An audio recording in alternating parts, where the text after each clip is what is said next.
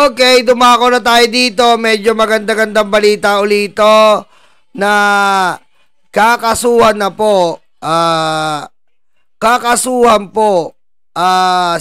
Kinasuhan po ni General Torre. Ito po. Government is serving a warrant of arrest against 5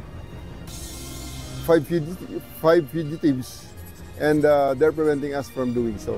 Naghaay ng reklamong sedition at inciting to sedition ang Philippine National Police Criminal Investigation and Detection Group o PNP-CIDG laban kay Attorney Israelito Torion na abogado ng religious leader na si Apollo Kibuloy. Ito ay sa pangunguna ni PNP-CIDG Chief Police Brigadier General Nicolas Torre III sa Department of Justice o DOJ kaninang umaga. Masakit-sakit to! Masakit! Masakit to! Parang Attorney Torion! Attorney Torion! Dati akala ko, ano sabi ni Attorney Torion? Mga libag, mga karayuma. Ang sabi ni Attorney Torion, hanggang magretiro ka, Torre, hahabulin ka namin ng kaso.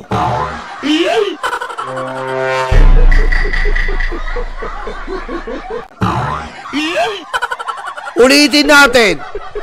Ang sabi ni Attorney Torion, hanggang magretiro ka tumanda, Torre, hayop ka. Hahabulin ka namin ng kaso.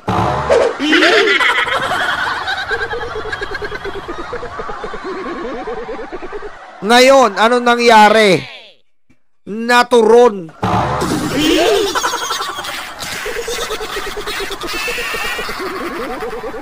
Baligtad po ang nagyayari ngayon. Si Torre po ang tumayong Torre sa usaping ito.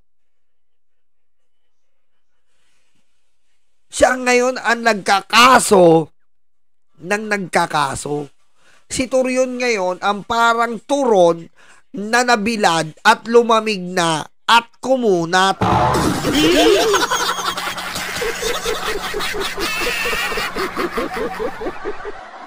Kasama rin sa mga respondent o inirereklamo ang SMNI hosts na sina Lorraine. Oy! Si Badoy, Badoy!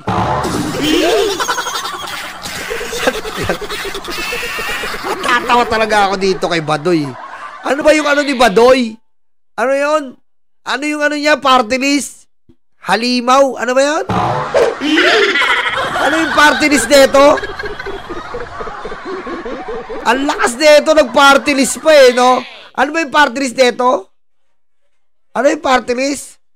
Halimaw? Ano ba yun? Bakula.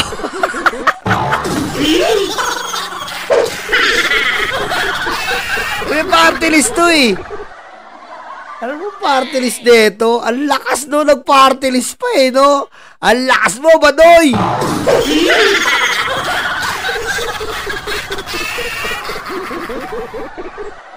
Hindi, may party list yan Teka nga, party list. May party list yan. Kayo naman nag-ano to Badoy. Ayan. Red tagger to si Badoy. Ewan ko ba't nag-party list po to Ayan, anak na wet. Ang gara ng party list si Badoy Ipanaw. Anak ng party. Ipanaw.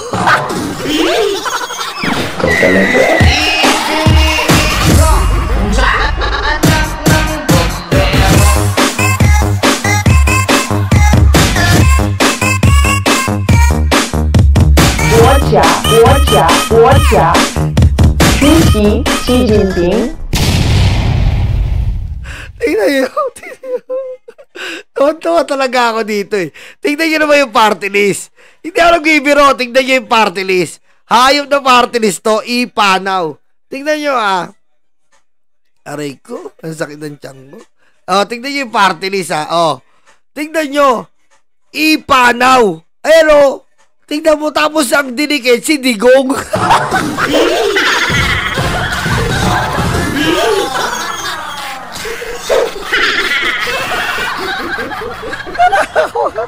Napakasalbahin nyo, ha? Hindi pa pumapanaw, dinigit nyo.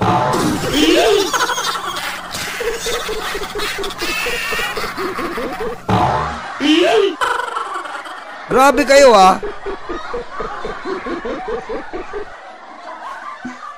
Di ba? Pero, respeto, ha? Pero, indigenous people advocacy for cultural empowerment. Kita mo, ha? Sorry, ha? Sa mga indigenous people natin dyan, lalo na sa mga Cordillera, nakapunta na ako dyan, Cordillera. Sa Apayao, Kalinga Apayao, respeto po sa inyo, mahal na mahal ko kayo. Pero wag po kayo magpagamit kay Badoy. Wag kayo magpagamit kay na Badoy. Hindi kayo re-represent yan, red tagger yan. Grabe po yan, wag kayo magpagamit dyan. Wag kayo magpagamit dyan.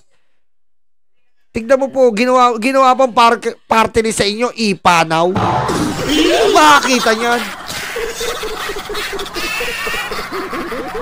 Tapos kinuwang model, ito, oh, parang papanaw.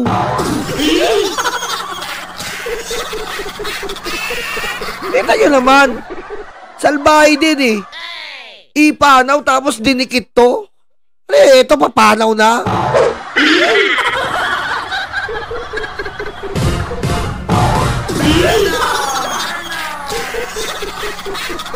Paano? Gara talaga, oh. Inawawa si Digong eh. Panaw.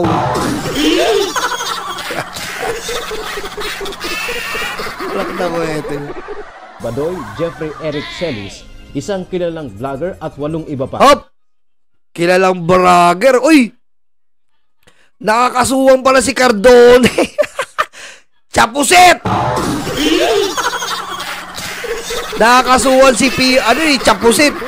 Si Cardona, yung bugaw ng KOJC. Si Cardona, nakasuhan pala eh. Sino ba nakasuhan? Banatae. Ayan, Banatae. Yan ang Banatae! Yan ang Banatae! Laging nagsasalsal yan! Puwet ng matanda yan! Yan ang Banatae!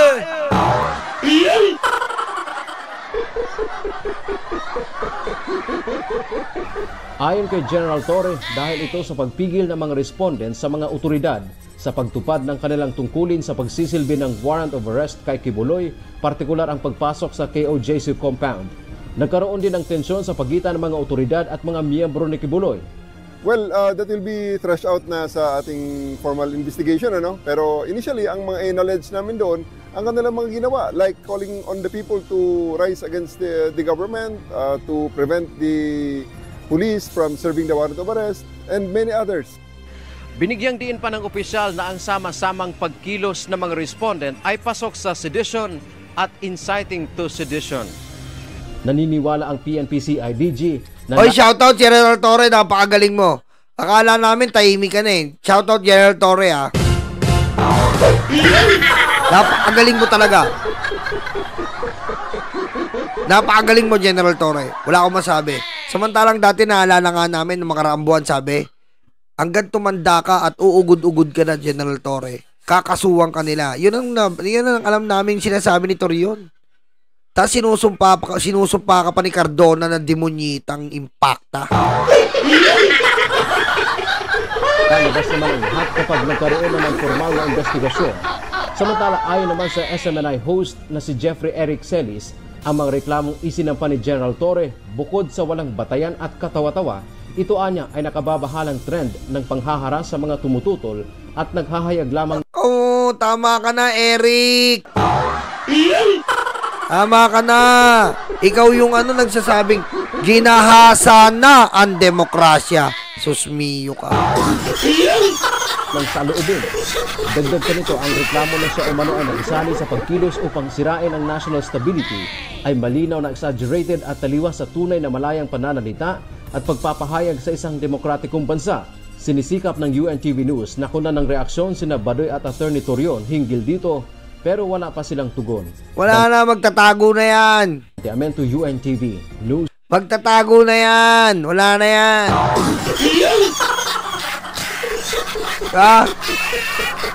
Dumako tayo dito. Eto na. Kibuloy, welcome again to the Senate of the Philippines.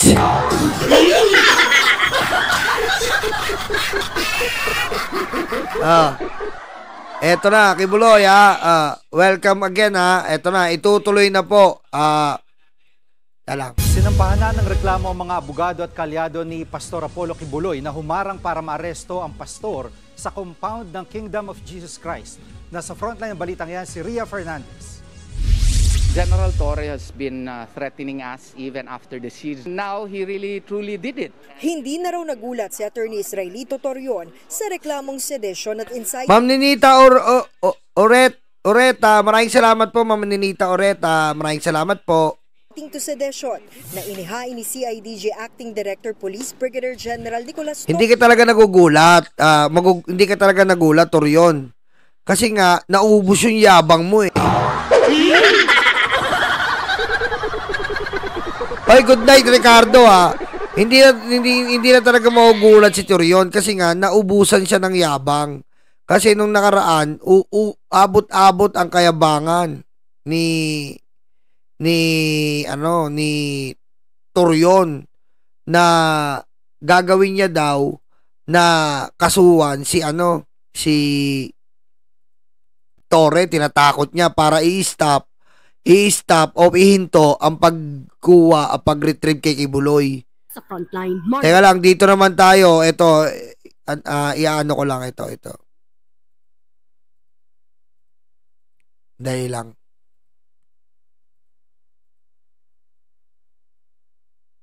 Tara.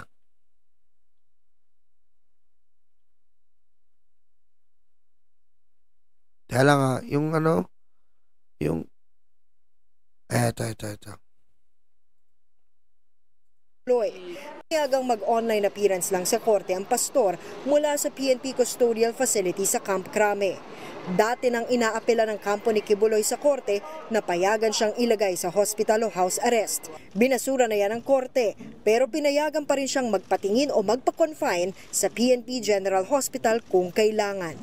Nagbabalita mula... Ayan hindi na daw aaten. Ito po hindi na raw aaten. Hindi daw aaten si Kibuloy sa hearing ng Senado. Ang sabi ni Torion, redundant daw o uulitin lang ang mga sinasabi. Wala kang pakialam doon, Torion. Kailangan mo umaten. Diba? Yun ay nasa batas. At saka, kahit sa gusto mo, aatin niya si Kibuloy. Hindi pwede siya mag-imbento ng sakit.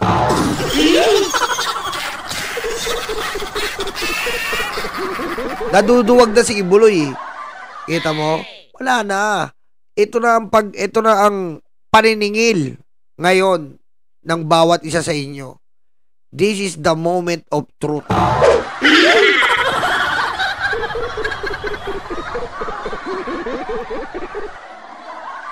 Eto na, yung mga minomolesya ni Kibuloy, makakuha na talaga ng hustisya. At yan ang pinapanalangin natin dito. Makakuha sila ng hustisya sa pangwawalang niya at pambababoy ni Kibuloy sa katawan nila. Pero mo, wala pang regla. 12 years old. Lupit, no?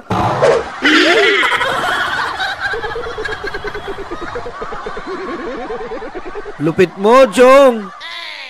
No? Ipanaw.